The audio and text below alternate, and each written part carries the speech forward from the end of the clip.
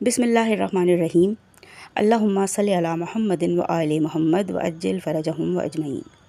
آج ہم ذکر کریں گے کربلا کی بہادر خواتین میں سے ایک خاتون ام وہب بنت عبد کا۔ ام وہب بنت عبد عبداللہ بن عمیر کلبی کی زوجہ اور شہدائے کربلا میں سے ہیں۔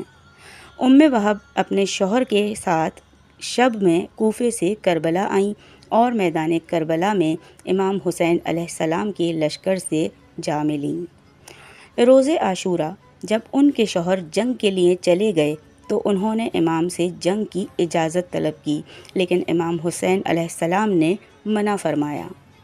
شوہر کی شہادت کے بعد وہ اپنے شوہر کے چہرے سے خون صاف کر رہی تھیں کہ ملعون شمر بن ذی الجوشن کے غلام رستم نے انہیں بھی شہید کر دیا۔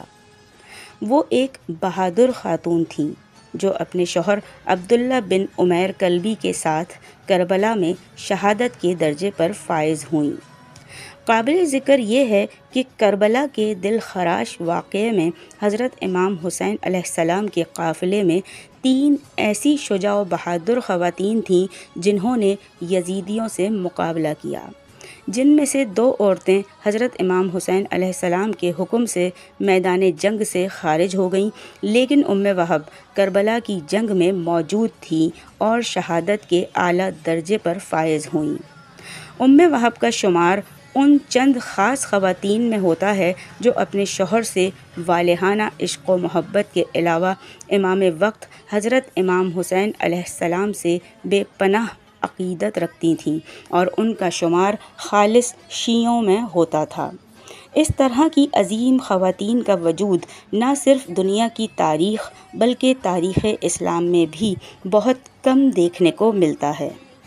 روایت میں ہے کہ جب عبداللہ میدان کارزار میں گئے تو ام وہب نے ایک لکڑی اٹھائی اور ان کے پیچھے پیچھے میدان جنگ کی طرف گئیں تاکہ اپنے شوہر کی مدد اور دشمنوں سے جنگ کریں۔ جب عبداللہ نے ام وہب کو میدان میں دیکھا تو ان کے قریب آئے اور کہا کہ تم فوراً خیمے میں واپس چلی جاؤ اور جنگ کو مردوں کے لیے چھوڑ دو، لیکن ام وہب نے اپنے شوہر نامدار سے کہا کہ میں تمہیں نہیں چھوڑ سکتی یہاں تک کہ تمہارے ساتھ اپنی جان قربان کر دوں۔ حضرت امام حسین علیہ السلام جو پیار و محبت کے اس حسین منظر کا مشاہدہ کر رہے تھے، عبداللہ بن عمیر کلبی کی شریک حیات ام وہب کو مخاطب کرتے ہوئے فرمانے لگے کہ اے ام وہب، خدا تجھے اجر دے، لیکن تم ابھی خیمے میں جا کر خواتین کے ساتھ بیٹھ جاؤ کیونکہ خواتین پر جہاد واجب نہیں ہے۔ ام وہب نے جب امام حسین علیہ السلام کے اس فرمان کو سنا تو حکم امام کی اطاعت کرتے ہوئے خیمے میں واپس چلی گئیں، لیکن خیمہ گاہ سے اپنے شوہر کی شجاعت و بہادری کا نظارہ کرتی رہیں۔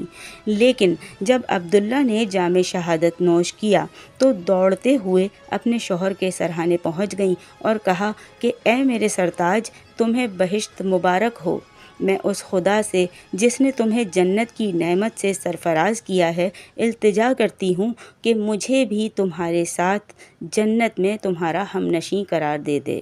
ام وہب کی شجاعت و بہادری اور حضرت امام حسین علیہ السلام اور اپنے شوہر سے ان کی وفاداری کو دیکھ کر شمر ملعون حیران اور پریشان ہو گیا کہ کہیں ایسا نہ ہو کہ عبید اللہ ابن زیاد کے کچھ سپاہی لشکر حسینی میں شامل ہو جائیں۔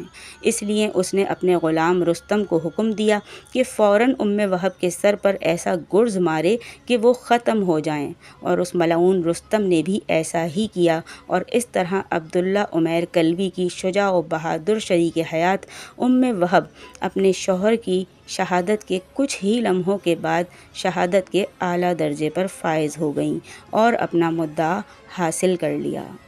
ہمارے لاکھوں کروڑوں درود و سلام ہوں شہدائے کربلا اور اسیران کربلا پر۔